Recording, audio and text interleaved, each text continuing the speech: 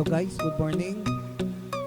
So ngayon ang topic natin ay paano gumawa ng browse button sa Visual Studio. So double click lang natin yung Visual Studio. So sa akin ay Visual Studio 2019. Ang sa inyo depende kung anong makaya ng computer nyo. Pwede din kayo mag-download ng Visual Studio 2022. Nasa Marindel. So dito po sa Open Recent Files, meron tayong recent files na nagawa na. Dito sa Getting Started or Get Started, meron tayong Flow, Open, Open Installation, Open Local Folder, and Create New Project. So gagawa tayo ng bago. So let us click Create a New Project. Okay? Then, sayin na natin para mabasa yung ating click. So yung syntax na gagamitin natin ay yung Windows Form App.NET Framework, a project for creating an applications with Windows Forms or WinForms. Okay, next natin. At dito naman sa ating Windows Visual Basic, mayroon tayong Windows Forms App 1. So, pwede natin palitan ang project name natin. So, let's say, palitan natin ng browse button, no?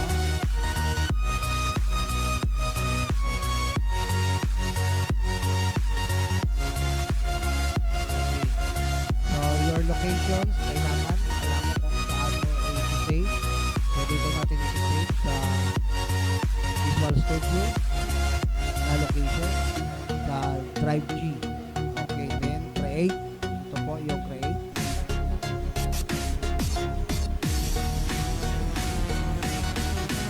Now guys, nakikita ko natin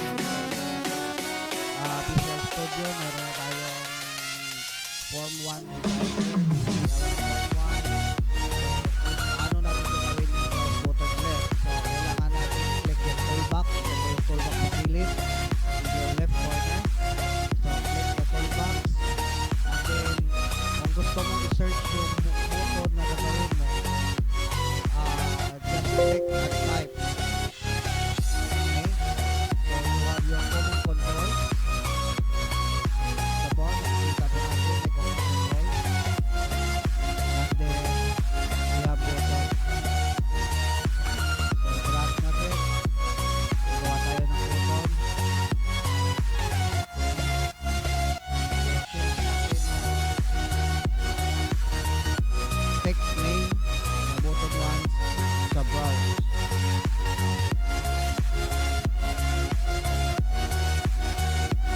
Browse button.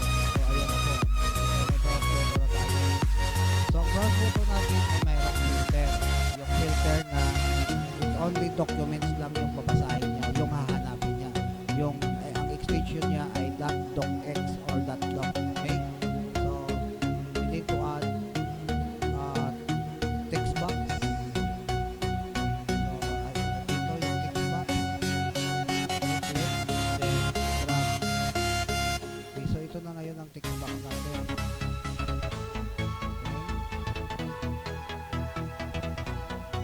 So, meron tayong browse button, meron tayong text box. Yung property ng text box, ang pangalan niya ay text box 1. Okay. Let's magawa tayo ng code paano natin browse yung mga document files. Okay? So, double click the browse button. Okay. Ito na po ngayon yung C# na form.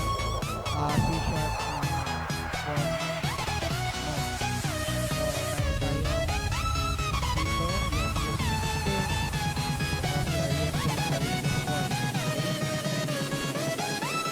In your code, nalagay tayo ng code dito sa private bold button 1 click. So yung button 1 natin, yun ang browse. Okay? So ang ita-type natin dito, ay yung open dialog. So open dialog CSV kiosk.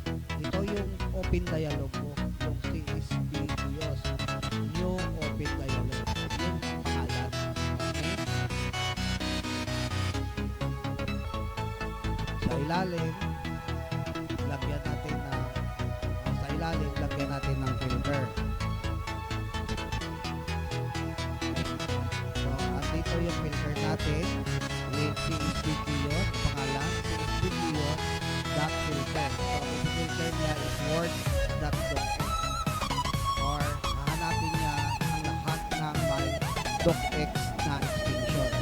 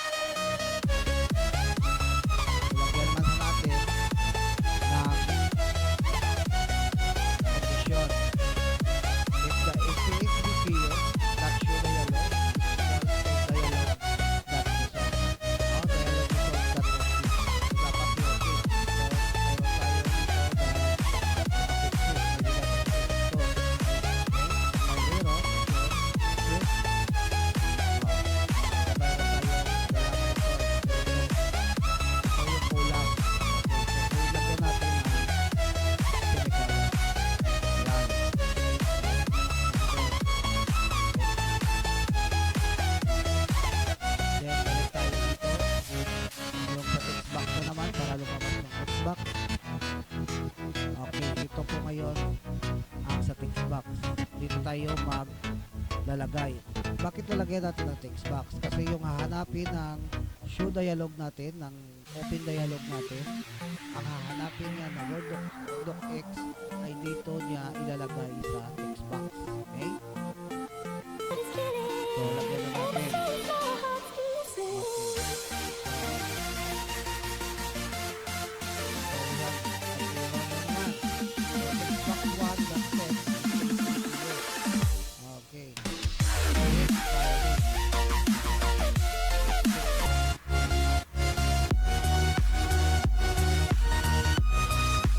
So, ito na ngayon guys, yung code natin sa text box.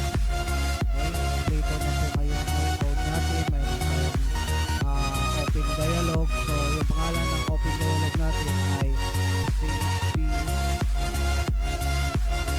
CSBQios. Ito yung bagong open dialog na pangalan. So, i-filter natin si CSBQios. So, si CSBQios filter, siya ang mag-filter ng lahat ng documents ng Microsoft Word. Okay? And then,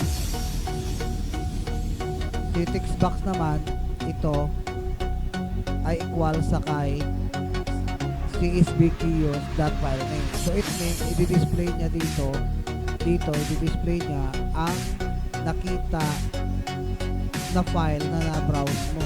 Okay? Kasi yung browse natin may filter. Okay, so let's try. Okay, so click start. Form 1, ito na ngayon ang form 1 na ginawa natin. I-testing natin kung makaka-browse tayo ng na-filter na Word document. Okay. Browse.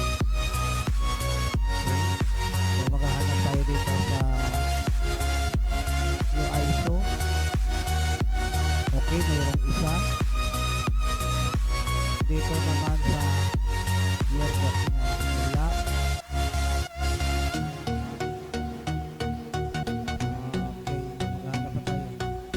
Dito sa Fairfax.